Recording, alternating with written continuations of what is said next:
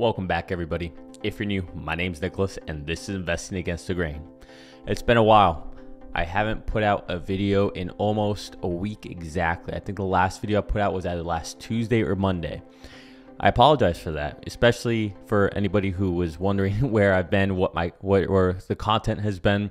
I was swamped last week. I had some projects I was working on. It's been a while since I put in a over 50-hour week. I think I put in about 65 hours last week. So I was swamped. I apologize. Didn't have time to get on here, but it looks like, there's a lot of stuff that happened. So let's see what all we can cover today. Again, I'm just, me. If you don't know me, I do this kind of unscripted, just top of my head, and we talk about investing in Tesla. So with that said, let's go ahead and get into it. Speaking of which, Tesla, man, what an ugly day. Closed at $167.87. That's down almost 7%. Meanwhile, Nasdaq was down Nasdaq was down barely 1%. This is overreaction. We are so oversold. All right, but there's a lot of contention right now about why is this happening. So much contention, in fact, that we're seeing arguments and divisiveness within our community, our Tesla community. So what are my thoughts on this? Well, first of all, I think we all need to respect each other and get along and stop all this bickering, all right? Honestly, it's BS. Put that stuff to the side. Check your egos at the door. There's bigger things that we're here for. We have a goal, we have a mission, and that's what we need to focus on. Not all this, internal fighting. It's honestly stupid. So everybody forgive each other, move on. But with that said, why is this happening? Now, I do think that there is a multitude of reasons about why this is happening. And I think they're pretty obvious, okay? So one, the most obvious, is that we're going through turmoil right now. In the world, in the economy. We've been doing this for a while now. I mean, I'm the eternal optimist when it comes to Tesla, and I still think we're going to rally into the end of the year, although we have about 1/12 of the year left for that to happen, but I still think it's going to happen. Why? Well, because again, I can't stress this enough. Tesla is just functionally outstandingly as a company. Nothing's changed. They're still delivering everything they can build. They still have record margins. They still have all this demand. They're doing all kinds of great things. We haven't seen any real, let's say, stock price movement due to all the good stuff that's happened. I'm not going to list them all. I've done this a million times. So I think Tesla fundamentally is sound as a company, right? So nothing's really changed here when it comes to Tesla. So all this noise, why is it happening? Okay, so we talked about just the economy. Right? That's pretty straightforward. But then we also have to think about what is going on regarding Russia, Ukraine, all right? Sometimes that seems like it's escalating, sometimes it doesn't. Then you have to look at what's happening in China, okay? China has been this seesaw for us for quite some time. Well, that was pretty good. Sometimes I impress myself. Anyways, China's was doing pretty good. Looked like they were going to start opening up, and then boom, all of a sudden they get a couple deaths. COVID starts spreading, I think, to 300 people. And here we go again with the fears of a shutdown. Throw into that this, whether there's an overhang with Twitter or not, who knows at this point. In fact, to a certain extent, you can't deny that it's having some impact on the stock. All right. And there are ripple effects, right? I mean, it's inevitable to have ripple effects. And right now, when people see Elon Musk at Twitter and really just focusing a lot on Twitter, well, then they think maybe that's a detriment to Tesla.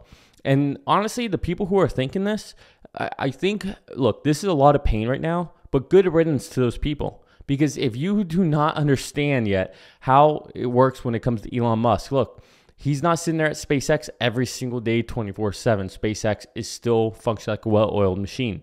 The only reason Elon could take the time and afford to do this now with Twitter is because Tesla has become a well-oiled machine. So I do think there is some reaction here to that. And I think there's also some reaction because there's a lot of people who are starting to have real, animosity against Elon Musk, even more so than they've had before. But I'm starting to think that we're kind of hitting a climax of that. I think we're essentially peaking of maximum Elon Musk animosity. Why do I say that? Well, I mean, just look what happened over the weekend.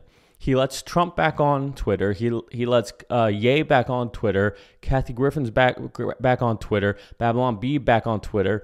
And honestly, it doesn't seem like people reacted too much to it. At least not what I would have expected.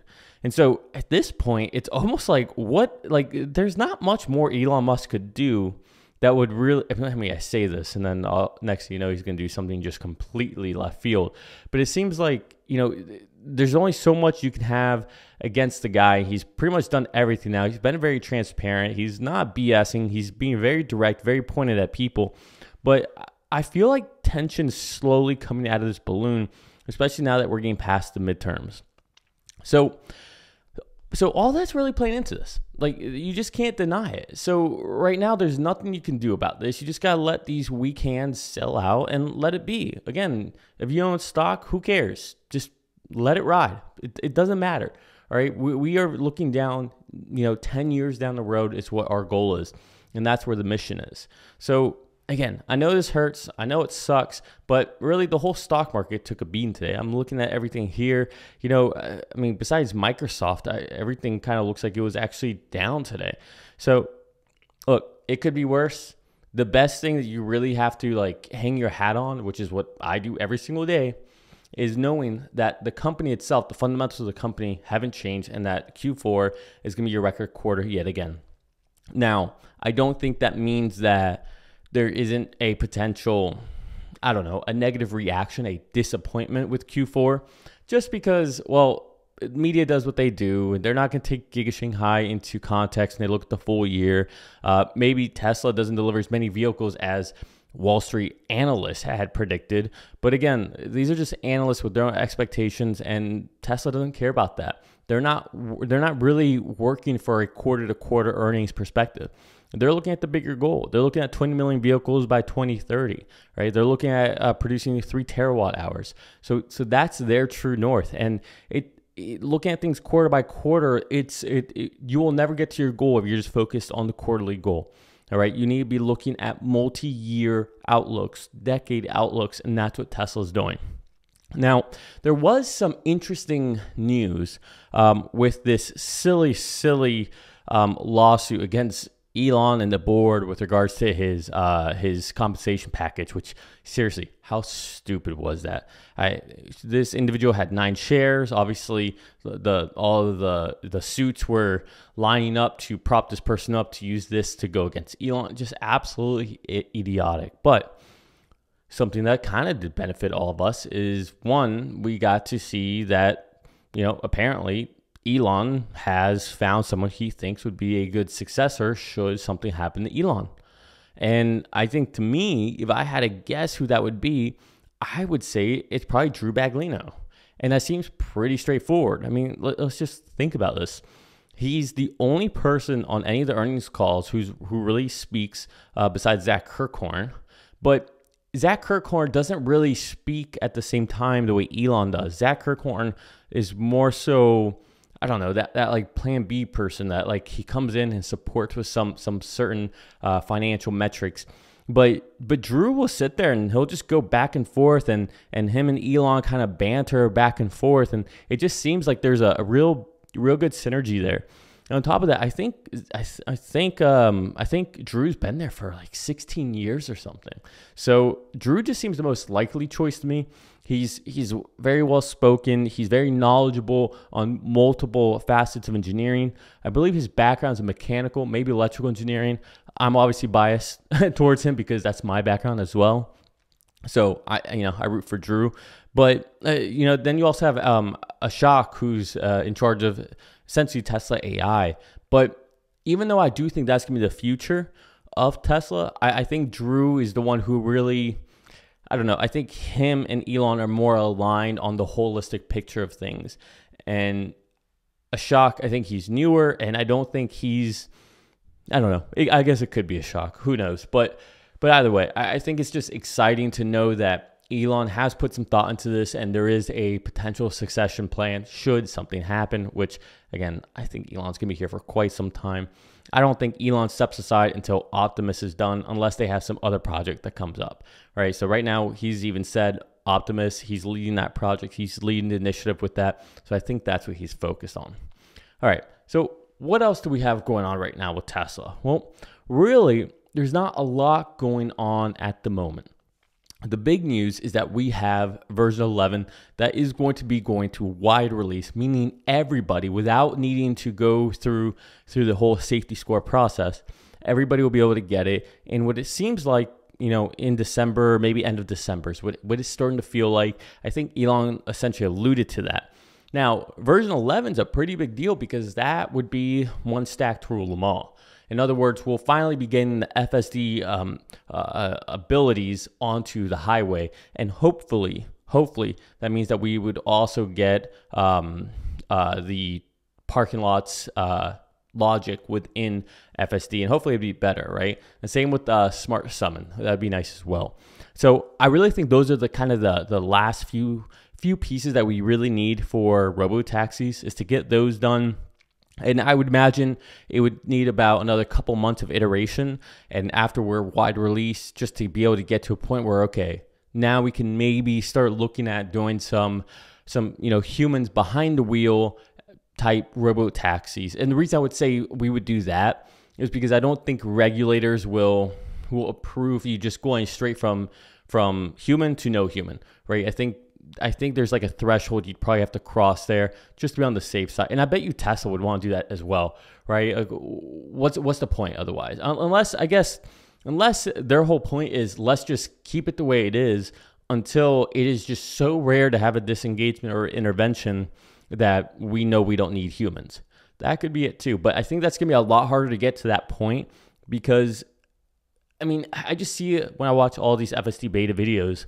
A lot of people will interact with it or interrupt or have an input into it just because maybe they're in a hurry, or maybe they don't like the way certain thing felt or was done, even though it was done correctly, but it wasn't human-like enough, which I don't know if that's quite the metric that we really want to go for. So that's interesting. I also thought it was interesting. Matt from Good Soil, he had a very interesting Twitter post today talking about, and sorry, I'm not going to put it up right now. You guys can find it. Matt, Good Soil, I tweeted on it so you can find it. But he mentioned how he thinks it's really unsafe right now for FSD beta to be allowed on snow. And so he's essentially asking Elon and Tesla to disable it whenever there's snow, because I guess he was using it, and I guess his experience is just the way the vehicle accelerates or goes out of it, you kind of like fishtail or lose a little bit of control.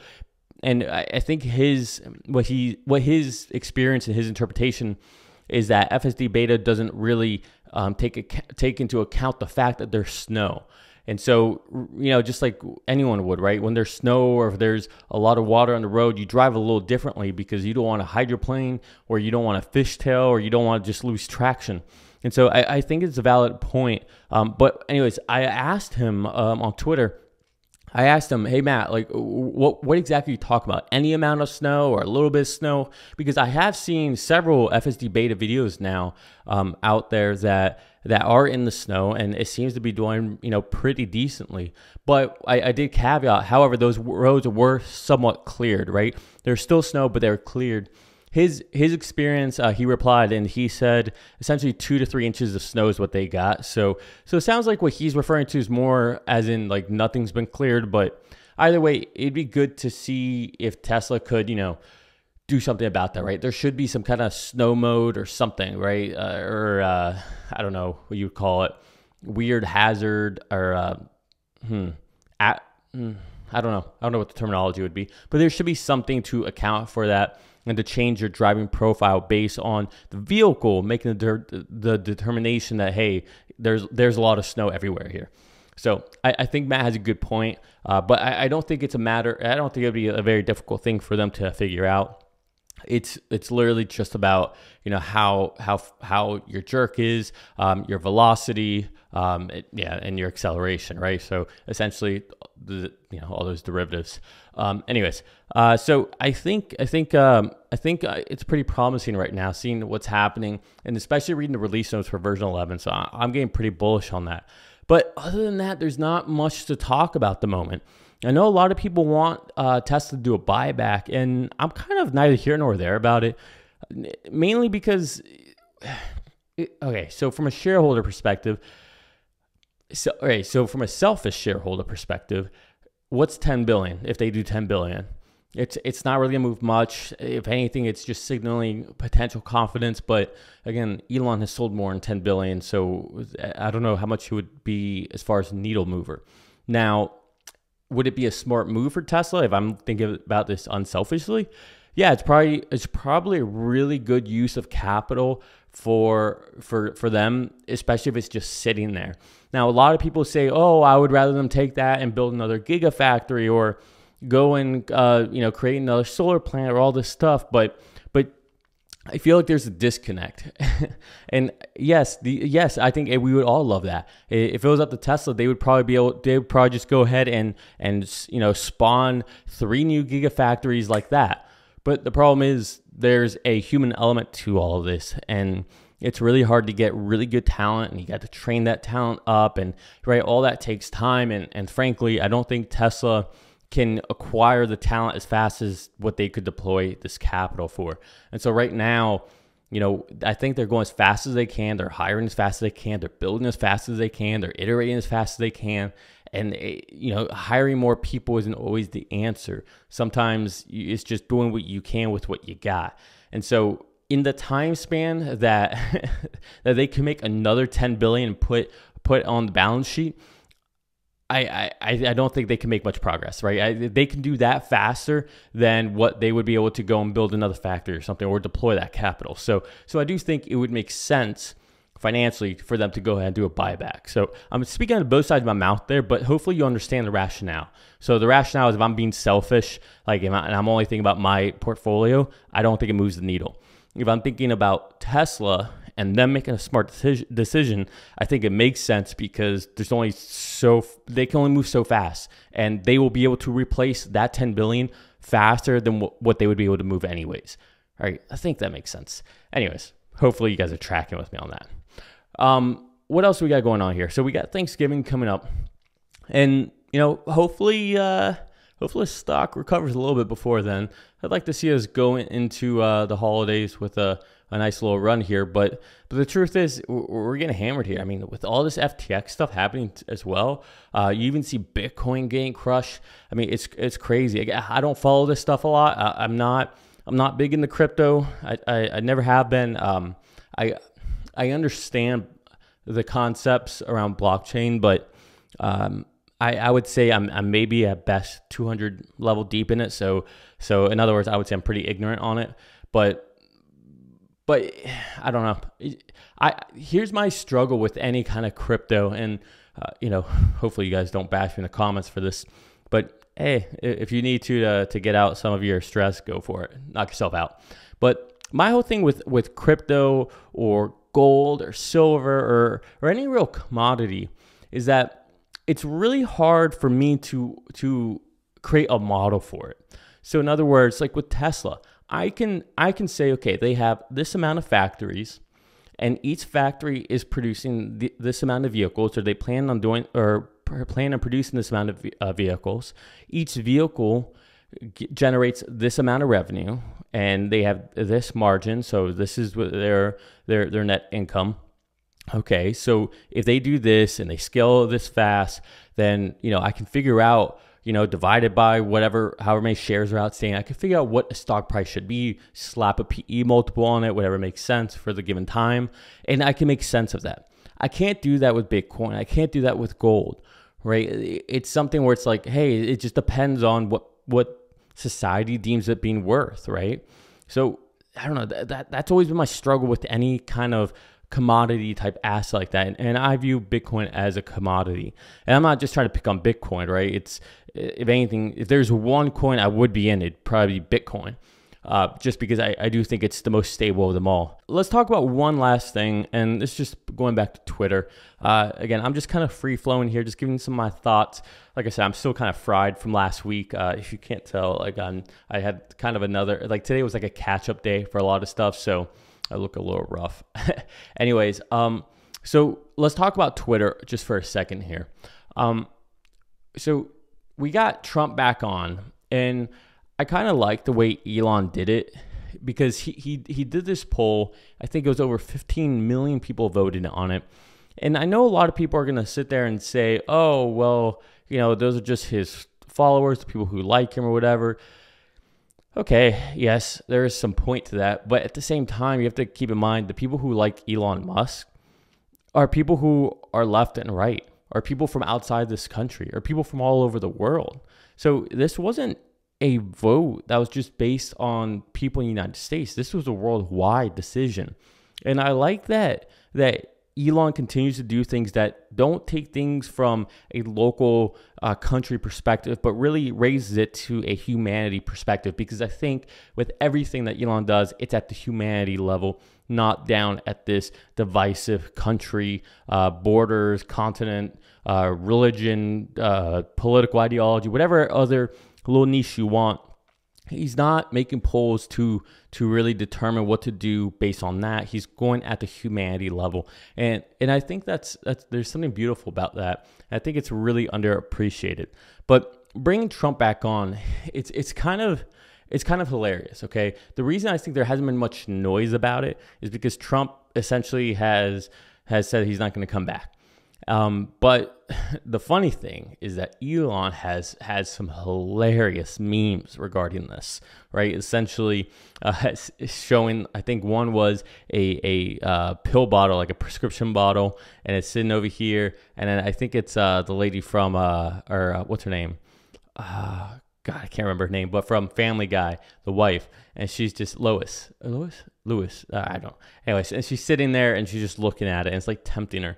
And then the other one is this like woman bent over, and there's like the Twitter logo, like just underneath her arse, as the Brits would say, and there's like, I think it's like Jesus or like some monk just sitting there like, oh, don't lead me into temptation, and it's just Trump and Twitter essentially.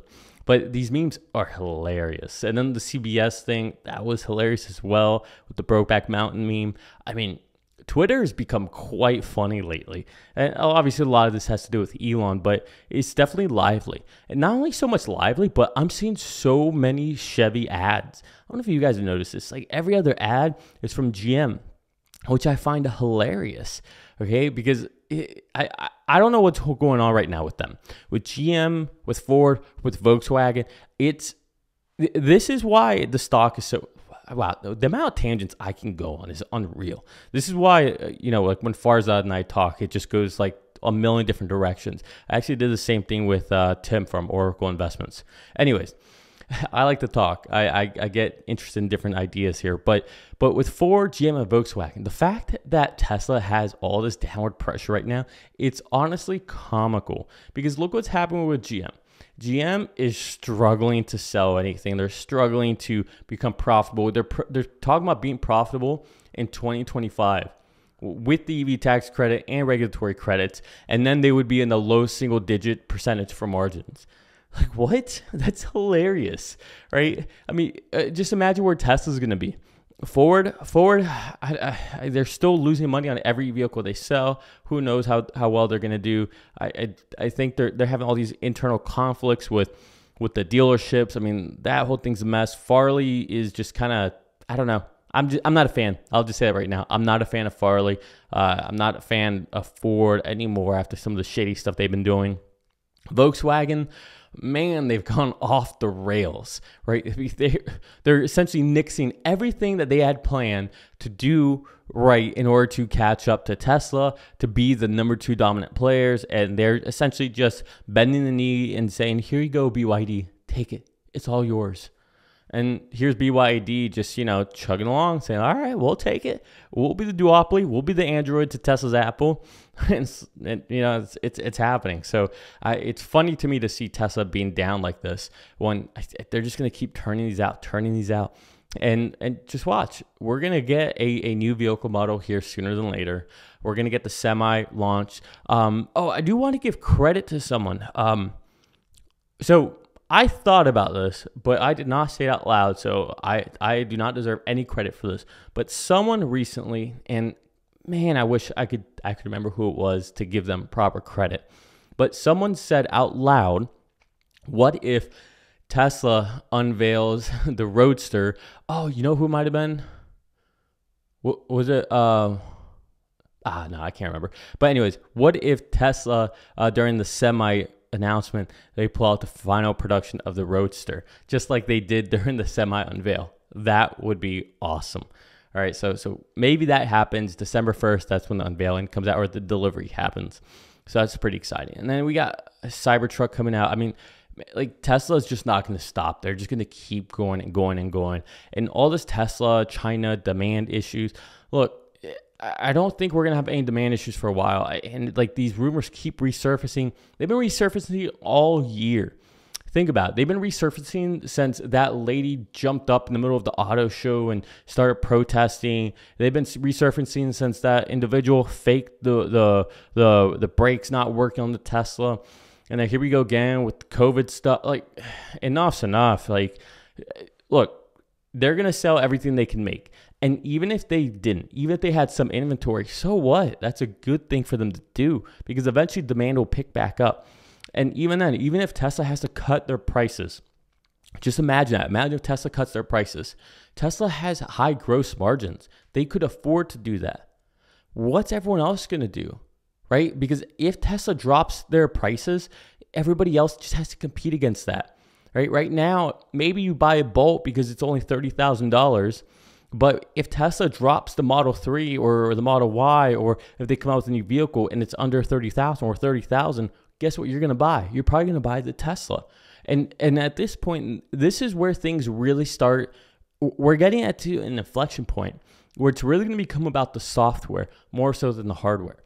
I really think that's where we're headed to. And that's the same reason why Apple has such a dominance. That's why my phone's always going to be pretty much an iPhone until something revolutionary, not evolutionary, comes out. My computer will always be a MacBook until, again, something revolutionary, not evolutionary, comes out. And that's just the way it is, because I'm in love with the operating system. I'm not really in love with the hardware itself. Don't get me wrong, the hardware is phenomenal. I have a Mac. I have a brand new MacBook I just bought a couple months ago, but I also have a MacBook from 2012 that still looks brand new. I can't say that about any Dell, any HP, any other computer I've ever bought. So I think the same thing is going to be with Tesla. It's all about the operating system. And honestly, Tesla's operating system is so intuitive. And I know people are like, oh, well, Apple's getting into the car business and all that. Look, frankly, I think CarPlay sucks. I'll just say right now, I think CarPlay is not great. And the reason I think it's not great is because it's like a child, is what it feels like. It's too like bubbly, and I feel like I'm in a cartoon when it's like I'm playing the Wii with the Wii people or the characters, or like I'm in the metaverse, and that's what it feels like to me. It doesn't feel like an actual operating system. It doesn't feel that intuitive. It just feels like it's made for a child, or those cell phones for people who don't like technology, and it's like, you have only 3 buttons on this screen. That's what CarPlay feels like to me. Look, does it work well because it syncs right with your phone? Sure, it does, but so does Tesla. And Tesla does it even better, in my opinion. All right, I'm just ranting now. Look, I'm back. I will have somewhat more structured videos on Wednesday and on Friday, so I'll be releasing a video on both days. Please do me a favor, hit the like button, hit the subscribe button, ring that bell. Also, go USA. Disappointing ending to the game. I don't like that 1-1 finish, but hey, we're still technically tied for second place. Top 2 move out of Group B round, so hopefully we can make it to the final 16. Big game on Friday against England. If you aren't a big World Cup soccer fan, check it out. It's awesome. Our team's really good. We have a young team, but we have a very promising team. Also, one last thing, I swear I'll wrap this up. So I just started watching the Ted Lasso show. Hilarious. I cannot recommend it enough. Ted Lasso, great show. All right, we're going to leave it there because I have to go watch some more Ted Lasso. Appreciate all of you. Peace.